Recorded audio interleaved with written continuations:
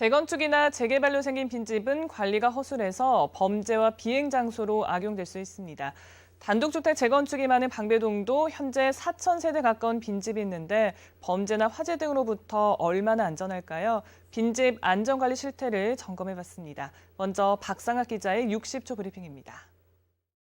제가 서 있는 골목 양 옆으로 늘어선 집들. 안을 들여다보면 모두 비었습니다. 재건축 위주로 지난해부터 한 집, 두 집 떠나면서 방배 5구역과 6구역은 10곳 중 9곳이 이같이 비었습니다.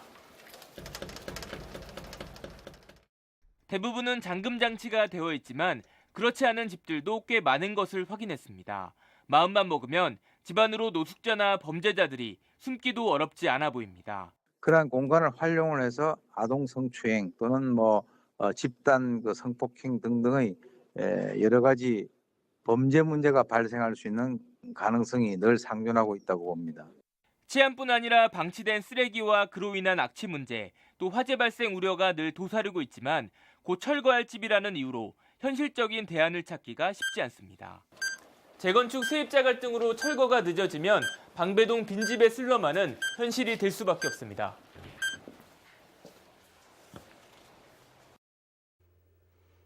네, 박상학 기자가 스튜디오에 나와 있습니다. 네, 어서 오십시오. 네. 예. 자, 10곳 중에 9곳이 빈집이라니 방배동에 이렇게 많은 빈집이 있는지 몰랐네요. 네, 방배동 가보신 분들은 느끼셨을 테지만 최근 1년 사이 재건축 위주로 방배동 빈집이 급격히 늘고 있습니다. 물론 이제 재건축이 되면 사라질 집들이라서 좀 일시적인 현상일 수 있는데요. 하지만 재건축이 늦어질수록 또 관리가 허술해지면 여러 가지 범죄에 악용될 사례가 있기 때문에 대책이 필요한 상황입니다. 네.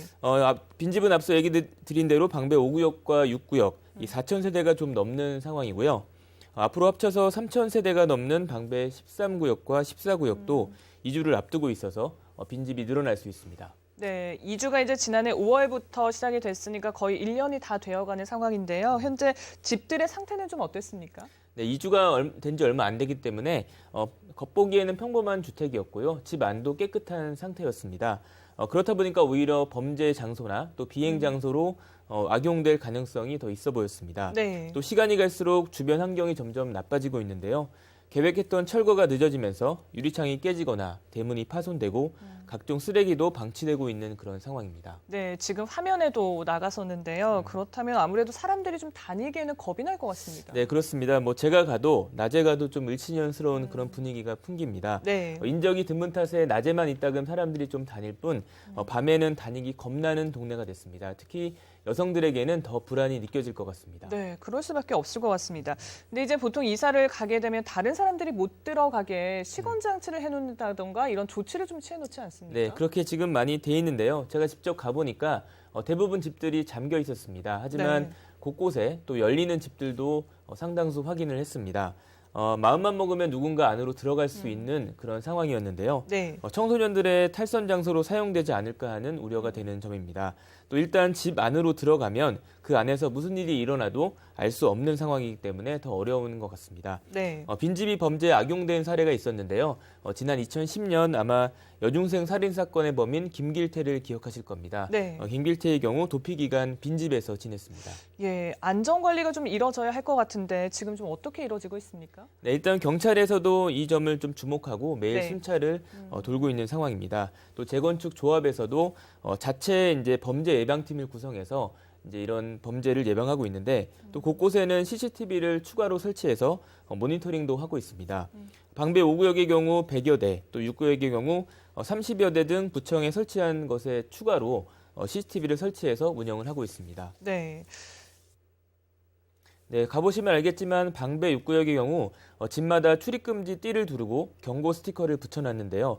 빈집에 무단 침입했을 경우 형법 319조에 따라 형사처벌 대상입니다. 네, 그렇다고 해도 남아있는 세입자들 입장에서는 굉장히 불안할 수밖에 없을 것 같습니다. 네, 그렇습니다. 가장 걱정이 되는 게 이제 남아있는 세입자들일 텐데 네. 이주가 완료된 빈집들은 전기나 가스가 다 차단됐기 때문에 남아있는 세입자들은 마치 외딴 섬에 살고 있는 것과 마찬가지입니다. 네. 또 어느 집이 비었고 또 어느 집이 사는 사람이 사는지 잘 모르기 때문에 불안감이 더 컸을 텐데요. 이 제대로 된 보상책이 없어 당장 이주를 하지 못하는 세입자들 늘 긴장 속에 있는 상황입니다. 네. 이제 재건축 때문에 생긴 빈집이어서 철거가 어쨌든 이뤄져야 할 텐데요. 그렇지만 앞서 말씀하신 것처럼 세입자와의 갈등이라든지 아니면 재건축 절차 이런 문제로 당장 철거가 좀 쉽지는 않아 보입니다. 네, 그렇습니다. 이제 방배 5구역 같은 경우는 사실 이제 올해 1월에 이주가 완료될 그런 상황이었는데요. 네. 세입자와의 갈등으로 벽에 부딪혀 있는 그런 상황입니다. 현행법에 따라 임대주택 입주권과 또 주거 이전비, 영업손실 보상비 등이 명시된 재개발과 달리 재건축은 주거 세입자와 상가 세입자 보호 대책이 없습니다. 그렇다 보니까 당장 갈 곳 없는 세입자들은 상황이 좀 딱한 상황인데요.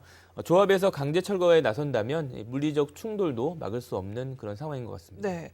그리고 최근에 이제 서울시가 단독주택 재건축 세입자 지원 대책을 내놨다고 들었는데 혹시 이 네. 부분이 좀 해결의 실마리가 되지 않을까 싶은데요. 네, 그나마 좀 희소식이 될 수 있을 것 같은데 그동안 재개발에만 적용됐던 이 아까 말한 보상책을 단독주택 재건축 세입자들에게도 동일하게 적용하겠다는 그런 계획입니다. 네. 하지만 일단 강제 조항이 아니기 때문에 지금 방배 5구역과 6구역의 경우 관리처분 인가를 마치고 철거 직전에 있는 단계이기 때문에 네. 이 대책들을 따를지는 아직 미지수입니다. 또 세입자 갈등으로 철거가 늦어지거나 또 새로운 대책을 적용해서 시간이 걸리거나 당분간 빈집이 방치될 가능성이 높은 그런 상황이거든요. 네. 그렇기 때문에 혹시라도 발생할 수 있는 범죄 등을 예방하기 위해서는 이 빈집 관리에 대한 실효성 있는 대책이 급선무라는 생각이 듭니다. 네, 이렇게 빈집 안전관리 실태를 짚어봤는데요. 계속해서 취재 부탁드립니다. 박상학 기자와 얘기 나눴습니다. 고맙습니다.